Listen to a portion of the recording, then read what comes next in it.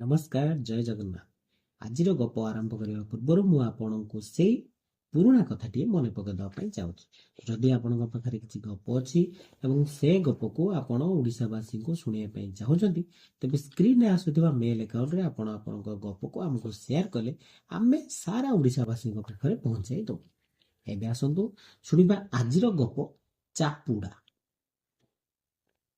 ଯୋଗୀ ବୟସର ସେଇ ସୋପାନରେ ଯାଇ ପହଞ୍ଚି ସାରିଥିଲା ଯେଉଁଠାରେ ପିଲାମାନେ ଦିନ ସାରା ମଜା ମଜଲିସ୍ କରି ନିଜ ବାପା ମାଙ୍କୁ ଗର୍ବରେ ଆସି କୁହନ୍ତି ଯେ ଆମେ କଲେଜ ଯାଇ ପାଠ ପଢ଼ି ଆସିଛୁ। ଦିନ ସାରା ଖେଳିବା, ଖାଇବା, ପିଇବା, ସାଙ୍ଗମାନଙ୍କ ସହ ମସ୍ତି କରିବା, ଆଉ ସନ୍ଧ୍ୟାରେ ଘରକୁ ଆସି ମା ପ୍ରସ୍ତୁତ କରିଥିବା ଖାଦ୍ୟରୁ ତ୍ରୁଟି ବାହାର କରିବା, ଏପରି ଅନେକ କିଛି ତାର ନୀତିଦିନିଆ କାର୍ଯ୍ୟ ହୋଇସାରିଥିଲା। ସେ ତାଙ୍କ ଗୋଷ୍ଠୀର ଆତ୍ମଘୋଷିତ ନେତା ଥିଲା।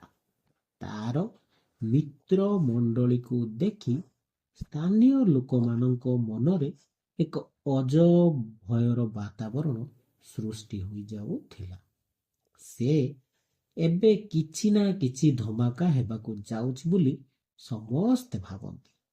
ଶାନ୍ତ ଶିଷ୍ଟ ଥିବା ପିଲାମାନେ ଖେଳ ଛାଡ଼ି ନିଜ ନିଜ ଘରକୁ ଯାଇ ଲୁଚି ଯାଉଥିଲେ, ଯେପରିକି ଯୋଗୀର ମିତ୍ରମଣ୍ଡଳୀ ଖେଳ ପଡ଼ିଆରେ ନିର୍ବିବାଦରେ ଖେଳିପାରିବ ତଥା କିଛି ନୂଆ ନାଟକ ଯେପରି ନ ବାହାର କରିପାରିବ। ଆଉ ସେପଟେ ଯୋଗୀ ସେନାକୁ ଦେଖି ନବ ଯୁବତୀମାନଙ୍କ ରକ୍ତ ଶୁଖି ଯାଉଥିଲା। ସାହସ ରଖୁଥିବା ଝିଅ ତାଙ୍କ ସମ୍ମୁଖ ଦେଇ ଯିବ ଆଉ ତାଙ୍କ ମୁହଁରୁ କିଛି ଟିପ୍ପଣୀ ନ ବାହାରିବ, ଏହା ଗୋଟେ ପ୍ରକାର ଅସମ୍ଭବ ହୋଇ ପଡୁଥିଲା। ଦିନେ ଯୋଗୀ ଓ ତାର ସାଙ୍ଗମାନେ ନିଜ ଚିର ପରିଚିତ କ୍ରିକେଟ ପଡ଼ିଆର କିଛି ଦୂରରେ କ୍ରିକେଟ ଖେଳି ଥକି ଯିବା ପରେ ଅଳସିଆ ହୋଇ ନିଜ ନିଜ ମଧ୍ୟରେ ଖଟି ମଜା କରୁଥିଲେ। ଠିକ୍ ସେତିକି ବେଳେ ଏକ ସୁନ୍ଦର ଯୁବତୀଟିଏ ସେଇ ରାସ୍ତା ଦେଇ ଅତିକ୍ରମ କରି ଚାଲିଗଲା। ଯୋଗୀ ମଣ୍ଡଳୀ ଯେମିତି ଏଇ ସମୟକୁ ହିଁ ଅପେକ୍ଷା କରିଥିଲେ। ସେହି ମଣ୍ଡଳୀର ଠିକ୍ ମଝିରୁ ଜଣେ ସମୟ ନଷ୍ଟ ନକରି ସଙ୍ଗେ ସଙ୍ଗେ ଏକ ଅଶ୍ଳୀଳ ମନ୍ତବ୍ୟ କହି ପକାଇଲା। ଯୁବତୀ ଜଣକ ଯେମିତି ପଛ ଆଡ଼କୁ ମୁହଁ କରି ଚାହିଁଛି, ଜୋର କରି ଏକ ଶବ୍ଦ ଶୁଭିଲା, ଚଟା।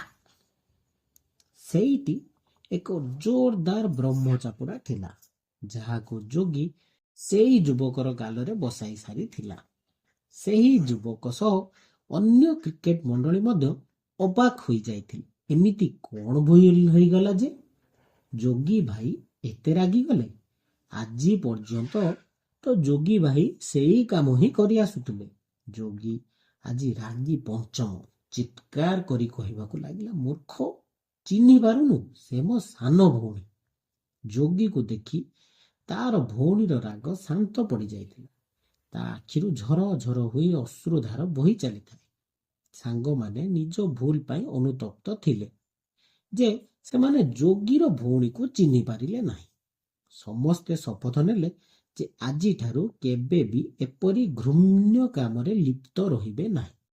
ଯାହା ସବୁ ଘଟଣା ଘଟିବାର ଥିଲା ତ ଘଟିଗଲା, କିନ୍ତୁ ସେଇ ଦିନଠାରୁ ଯୋଗୀ କୌଣସି ଯୁବତୀକୁ ଆଖି ଉଠାଇବା ପାଇଁ ମଧ୍ୟ ସାହସ କରିପାରିଲା ନାହିଁ।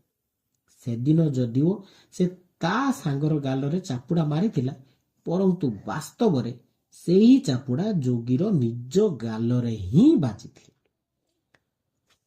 ଯଦି ଆପଣମାନଙ୍କୁ ଆମ ଗପ ବହୁତ ଭଲ ଲାଗୁଛି, ଦୟାକରି ଆପଣମାନେ ବହୁତ ସେୟାର ଏବଂ ସବସ୍କ୍ରାଇବ କରନ୍ତୁ, କାରଣ ଆପଣମାନଙ୍କର ଗୋଟେ ଗୋଟେ ସେୟାର ସବସ୍କ୍ରାଇବ ଆମ ପାଇଁ ବହୁତ ମୂଲ୍ୟବାନ।